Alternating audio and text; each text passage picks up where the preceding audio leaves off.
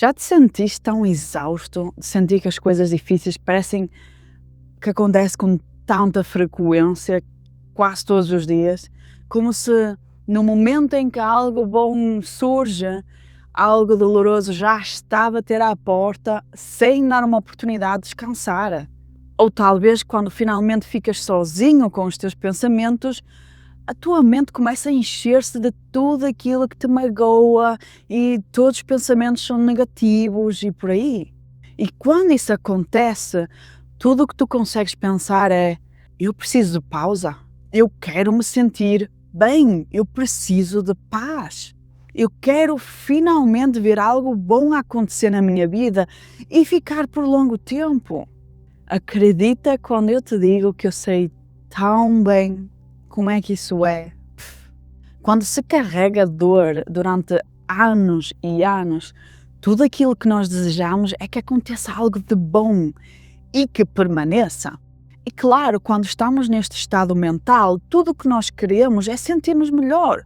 Nós não queremos olhar mais para a dor, já estamos a senti-la. Queremos apenas afastar-nos dela o mais rápido possível, fazê-la desaparecer. Quando estamos neste estado e não compreendemos totalmente o que nos está a acontecer ou porque é que esta dor parece ser tão intensa, claro que nós sabemos o que é que a causou, mas a maior parte sabe pouco mais do que isso. E o que é que costumamos fazer quando não compreendemos algo por completo? Começamos a ter medo disso, a vê-la como algo mau e negativo, como se fosse o diabo. Depois, tal como os nossos cuidadores e a sociedade nos ensinaram, procuramos formas de escapar através de distrações. Por isso é que vamos a concertos, festas, compramos coisas que não precisamos, nós vemos demasiada televisão, ou então, com sorte, viajamos constantemente, passamos horas a jogar videojogos, ou tornamos-nos obcecados pelo ginásio. Nós simplesmente encontramos qualquer outra forma de evitar estar presente com aquilo que sentimos. E claro, fazemos estas coisas porque nós esperamos que nos faça sentir melhor, que nos proporcione momentos de felicidade, ou pelo menos que nos ajude a sentir menos dor. E muitas das vezes resulta. Mas aqui está o problema. É absolutamente possível chegar a um lugar onde te sintas bem, em paz, feliz, mais positivo. No entanto, tu não consegues chegar lá tentando saltar diretamente da dor para a felicidade sem enfrentar aquilo que te está a causar dor, que te está a magoar. E esta é a parte que ninguém realmente quer ouvir ou acreditar. Aqui existem dois estados mentais que podem manter-te preso numa espiral negativa. Quase como se estivesses numa corrida sem fim, da qual não consegues sequer escapar. O primeiro é esta ideia e este forte desejo que para chegares lá é como seguir uma linha reta. Ou seja, passar de onde estás agora para encontrar alguém que te dê toda a felicidade que precisas, ou encontrar algo que te leve rapidamente a esse lugar e, de preferência, que nunca mais tenhas que regressar. Esta é a mesma ilusão e a crença que a dependência de drogas cria. Esta promessa de um alívio imediato sem teres de enfrentar aquilo que está por detrás da dor. E o segundo é o nosso modo de sobrevivência em que nós estamos atualmente a viver. O primeiro não precisa de grande explicação, embora fosse maravilhoso se funcionasse dessa forma, mas a vida não funciona assim e não faria tanto sentido se funcionasse assim. E já reparaste que até nos filmes nos ensinaram a acreditar nesta ideia? Muitas histórias seguem exatamente o mesmo padrão. Alguém está infeliz, ou sozinho, ou sem parceiro, ou preso numa relação muito tóxica. E de repente aparece aquela pessoa perfeita, transforma completamente a sua vida e de repente, quando finalmente se juntam, tudo se torna maravilhoso. Deixa de haver dor, solidão e problemas, está tudo bem agora. Muitos de nós ainda não nos apercebemos da profundidade com que estes filmes influenciam as nossas expectativas sobre a forma como a vida, o amor e a cura deveriam acontecer. Mas eu irei voltar a este tema mais à frente. O segundo estado já é mais difícil de mudar e de trabalhar. Todos nós desenvolvemos diferentes tipos de modo de sobrevivência, dependendo da forma como fomos educados e de quão limitado, condicionado ou emocionalmente inseguro o nosso ambiente em que crescemos foi. O modo de sobrevivência é composto por mecanismos de defesa que começaram a formar-se quando nós éramos já bebés e foram criados para nos ajudar a sobreviver às dinâmicas da nossa família, do nosso meio ambiente. Por exemplo, digamos que a tua família não suporta ver alguém a chorar à frente dos outros. Isso não é aceitável e é visto como fraqueza. Então, sempre que choravas quando era criança, foste e sentiste rejeitado, ridicularizado, criticado ou levado a sentir vergonha. E como consequência, o teu ego, o teu lado racional, criou um mecanismo de defesa.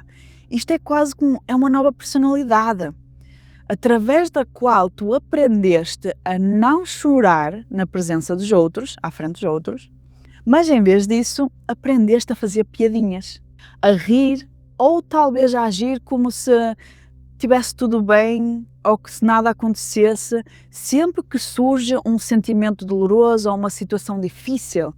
E isto agora depende da pessoa, porque todos nós experienciamos coisas semelhantes, mas reagimos e criamos uma personalidade, um mecanismo de defesa diferente. Para todos nós é diferente. No meu caso foi o fingir que está tudo bem e rir-me.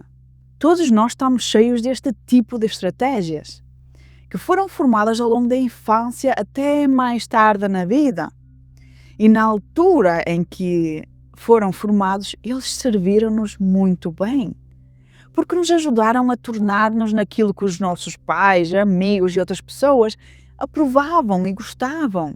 Ou seja, dessa forma evitamos sentir-nos rejeitados e excluídos ou ridicularizados e conseguimos sentir aceites assim. Só que o problema é que neste momento, enquanto adultos, é precisamente isso que nos está a impedir de sentir-nos bem, de libertar o sofrimento e de deixar de nos sentir tão mal a grande parte do tempo. E a razão é que, apesar destes mecanismos de defesa nos terem servido quando foram criados, isso não significa que eram saudáveis. Na verdade, a maioria dos padrões são profundamente tóxicos, porque o teu lado racional, o teu ego, não sabe a diferença entre algo saudável e algo tóxico. Voltemos ao exemplo que eu referi anteriormente. Imagina que em criança tu aprendeste que chorar à frente dos outros é inaceitável. Para evitar a rejeição ou a crítica, tu foste forçado a não chorar e ao fazê-lo tu criaste uma divisão dentro de ti. Uma parte de ti, a parte que chora e expressa vulnerabilidade, essa é rotulada como má, inaceitável, fraca. A outra parte, a que faz piadinhas, ou se ri, ou apresenta está tudo bem, não aconteceu nada, essa passa a ser vista como segura e socialmente aceita. E como resultado, ambas estas partes continuam a existir dentro de ti. A única diferença aqui é que apenas uma delas é mostrada ao mundo, enquanto a outra é empurrada e ignorada lá para o canto, para trás. Mas atenção, ela nunca desaparece. E sabes algo mais impressionante? Aquela parte que foste obrigada a rejeitar e a considerar como negativa, ou seja, a parte que chorava, no exemplo que dei antes, ficou de certa forma congelada no tempo. O que eu quero dizer com isto é que a idade que tinhas quando isso aconteceu e foste forçada a criar uma divisão é a idade em que essa parte permanece. Portanto, se tu tinhas 4 anos quando isso aconteceu, essa parte vulnerável continua a ter 4 anos. É por isso que tu ouves expressões como tens que curar a criança interior, ou deves dar amor à criança dentro de ti, ou liberta a criança dentro de ti, entre outras coisas. É a isto que essas expressões se referem. E todos nós temos muitas destas divisões e feridas emocionais dentro de nós. Não existe uma única pessoa neste mundo que não as tenha. A única questão é quão extremas e tóxicas elas são. Mas então, o que é que isto quer dizer? Como é que eu posso passar deste lugar de dor e sofrimento para um estado de paz, bem-estar, entusiasmado e que dure por longos períodos de tempo? Provavelmente não vais gostar da resposta, apesar de já saberes qual é, mas sim, tu tens de enfrentar a tua dor, tu tens de olhar para ela. Tu tens de olhar para isso mais de uma vez, mas desta vez já não vais olhar para ela com ódio ou medo. Tu vais olhar para ela com a intenção de querer a compreender. Tu vais aprender a sentir verdadeiramente aquilo que está aí dentro de ti e vais aprender a libertá-la, a transformá-la. E ao olhares para dentro com essa intenção, a dor é diferente. Muitas pessoas, especialmente aquelas que nunca fizeram qualquer trabalho de cura emocional ou algo desse género, eles dizem sempre a mesma coisa. Por que é que eu haveria de olhar para o meu passado? Eu não acredito que olhar para aquilo que já aconteceu quando eu era criança ou adolescente vai mudar alguma coisa. Essas coisas ficaram no passado, o passado já acabou, já passou. Eu não preciso perder o meu tempo a olhar para trás e a reviver o que aconteceu, não vai mudar nada. Mas isso é exatamente o mesmo que dizer tudo o que eu quero é sentir-me bem, nada mais. Não quero olhar mais para a dor. E porque todos nós aprendemos a distrair-nos, como eu referi anteriormente, com telemóveis, videojogos e outras coisas, e essas atividades na realidade nos dão tanta gratificação instantânea e pequenas doses de sentir bem, mesmo que pouco depois a gente volte-se a sentir mal.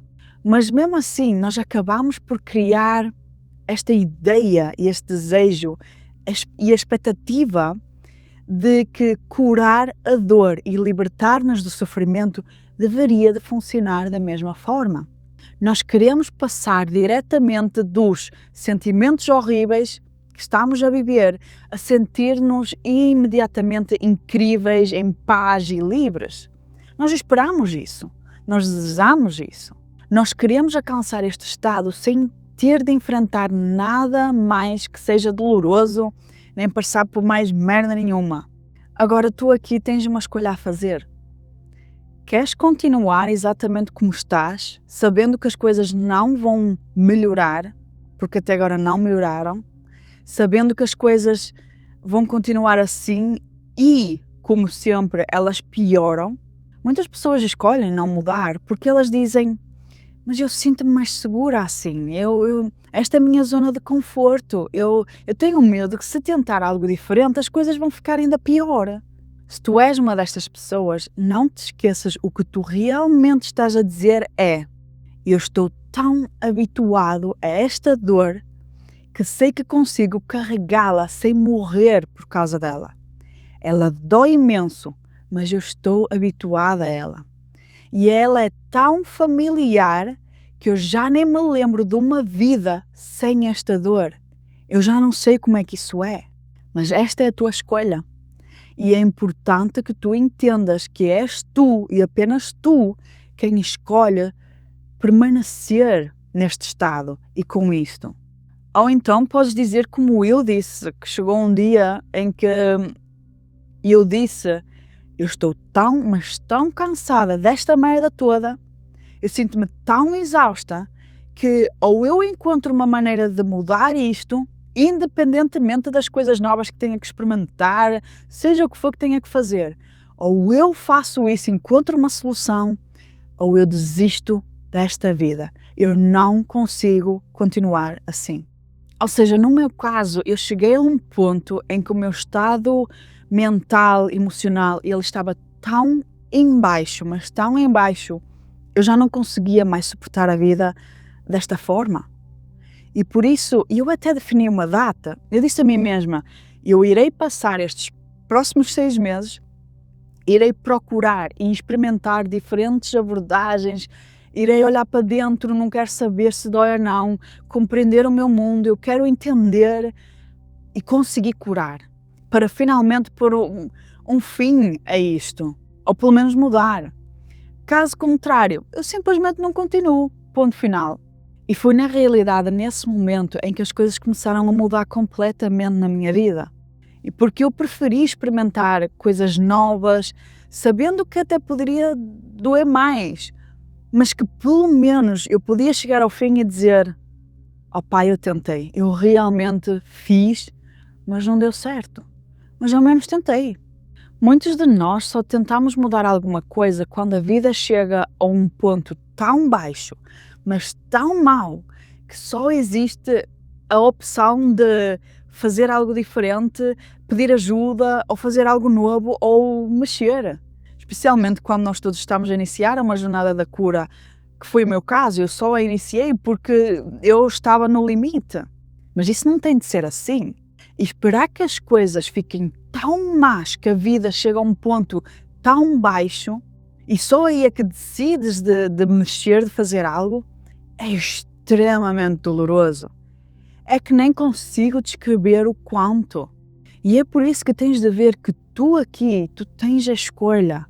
E agora, caso te perguntes o porquê de ter que passar sequer por esta dor, eu quero partilhar como é que eu compreendo isso e vejo a razão pela qual eu tive que passar por todo este sofrimento.